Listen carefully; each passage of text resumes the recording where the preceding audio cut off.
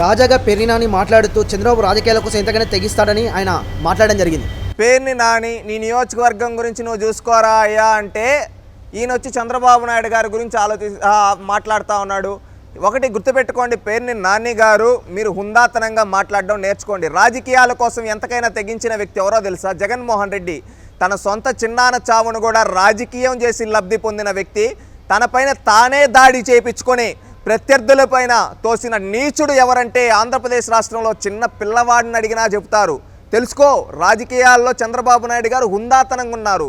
ఎంతకైనా పదవుల కోసం ఎంతకైనా తెగించిన వాడు ఎవడ్రా అంటే రాజశేఖర్ రెడ్డి కుమారుడు, విజయమ్మ కుమారుడు, షర్మిలాకి అన్న జగన్మోహన్ రెడ్డి అని ఈరోజు ఆంధ్రప్రదేశ్ రాష్ట్రంలో ప్రజలే కాదు, సాక్షాత్తు జగన్మోహన్ రెడ్డి గారి సోదరి షర్మిలా చెబుతూ ఉంది. చిన్నాయన కూతురు సునీత కూడా చెబుతూ ఉంది. విశాఖ సంఘటనతో భారతదేశం ఉలికిపడింది. దాదాపు 25,000 కిలోల మత్తు పదార్థం దొరికింది. దీని వెనుక ఉన్నది చంద్రబాబు నాయుడు అని అనడం జరిగింది. వీళ్ళకేంటంటే ఎప్పుడు ప్రత్యర్థులపైన బురదొయ్యడం. ఈరోజు మీ ప్రభుత్వం ఉందయ్యా, మీ అధికారులు మీ చేతిలో అధికారం పెట్టుకొని మీరు డ్రగ్స్ మాఫియా చేశారు. నువ్వు ఈరోజు ఈ మాట్లాడడానికి కొంచెమైనా సిగ్గుందా? రాష్ట్ర ప్రజలు మిమ్మల్ని అడుగుతూ ఉన్నారు. మీరేంటి చేయాల్సిందే? ఈరోజు గంజాయి రాష్ట్రంలో విచ్చలవిడిగా దేశంలో ఎక్కడ దొరికినా కానీ దానికి మూల కారణం ఆంధ్రప్రదేశ్ అంటే మీరు తీసుకున్న చర్యలేంటి? సూటిగా అడుగుతూ ఉన్నాం. మీ మంత్రులు ఏం చేస్తూ ఉన్నారు? మీ ముఖ్యమంత్రి ఏం చేస్తున్నారు? మీ శాసనసభ్యులు ఏం చేస్తూ ఉన్నారు? రాష్ట్రంలో 2019 డిసెంబర్ నుంచి ఈ రోజుటి వరకు గంజాయి ఎక్కడ దొరికిందన్న దానికి మూల కారణం మీరు కాదా? ఆ గంజాయిని ఏజెన్సీ ఏరియాల్లో పోషిస్తూ ఉంది మీ పార్టీ ఎమ్మెల్సీ అనంతబాబు కాదా? దాని వెనకాల ద్వారంపూడి చంద్రశేఖర్ రెడ్డి, కాకినాడకి సంబంధించిన ద్వారంపూడి చంద్రశేఖర్ రెడ్డి గారు లేరా? ఆ ముడుపులన్నీ తాడేపల్లి కొంపలేకూరు వచ్చేది వాస్తవం కాదా? ఇవన్నీ వాస్తవాలు కాదా? దీనికి సమాధానం చెప్పండి. ఎవడికి సమాధానాలు చెప్పకుండా డ్రగ్స్ అక్కడ 25,000 టన్నులు దొరికితే దానికి చంద్రబాబు నాయుడికి సంబంధం అంటావా? సిగ్గు లేకుండా. గతం తెలుసుకో. గతంలో ఈ 5 ఏళ్లగా మీ వల్ల ఈరోజు విశాఖపట్నంలో కావచ్చు, ఆంధ్రప్రదేశ్లో శ్రీకాకుళం నుంచి అనంతపురం వరకు యువత గంజాయికి బానిసలయ్యారంటే అది మీ ప్రభుత్వం వల్ల.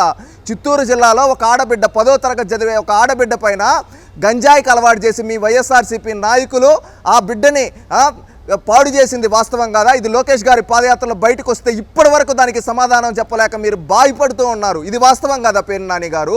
నోటికి వచ్చింది మాట్లాడడం కాదు, ఈరోజు పక్కన వాళ్ళపైన బురద జల్లడం కాదు, క్రెడిబిలిటీతో మాట్లాడు. నువ్వు ఒక శాసనసభ్యుడివి, అది తెలుసుకో. చంద్రబాబు వదిన చుట్టాలు పిల్లలే ఈ కంపెనీతో సంబంధాలు ఉన్న వాళ్ళని కూడా ఆయన ఆరోపించారు. ఇప్పుడు చంద్రబాబు నాయుడు వదిన చుట్టాలు ఈ విధంగా ఏంటంటే బురద జల్లాలండి. ఏంటంటే ఇన్ని రోజులు ఒకరిపైన వాళ్ళ కుటుంబాల మధ్య వీళ్ళ కుటుంబాల మధ్య చిచ్చులు పెట్టే వీళ్ళు ఈరోజు ఏంటంటే చంద్రబాబు నాయుడు ఎవరు డ్రగ్స్ ఈరోజు శరత్ చంద్రారెడ్డి ఎవరయ్యా? శరత్ చంద్రారెడ్డి ఎవరు? అనిల్ రెడ్డి ఎవరు? వీళ్ళంతా లిక్కర్ కేసుల్లో కానుంచి డ్రగ్స్ నుంచి విదేశాల్లో వ్యాపారాలు చేస్తూ ఉంది. పెద్దిరెడ్డి రామచంద్రారెడ్డి గారికి సంబంధించిన అనేక కంపెనీలు సౌత్ ఆఫ్రికాలో ఉన్నాయి, అనేక దేశాల్లో ఉన్నాయి. అవుటన్నిట్లో ఏ బిజినెస్లు చేస్తూ ఉన్నారు? దానికి సూటిగా సమాధానం చెప్పండి. మీ పార్టీ నాయకులు అన్ని దేశాల్లో అక్రమ రవాణాలు, అక్రమ వ్యాపారాలు చేసేది మీ పార్టీ వాళ్ళు.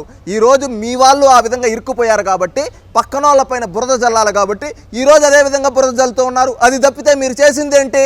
చంద్రబాబు ఓటు కోసం డ్రగ్స్ పంచేందుకు తెచ్చారేమో అన్న అనుమానం మాకుందని చెప్తున్నారు కదా. వీళ్ళు ఇంతకుముందు అన్నారు, ఏమన్నావు?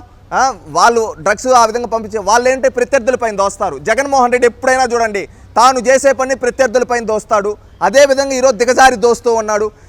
ఇప్పుడు అధికారం ఉండేది వీళ్ళ అధికారులు ఉన్నారు 5 ఏళ్ళు. ఇన్నేళ్ళు వీళ్ళ అధికారంలో ఉండి వీళ్ళకి తెలియకుండా ఇంత పెద్ద జరుగుతూ ఉంటే వీళ్ళు అసమర్థులనే కదా?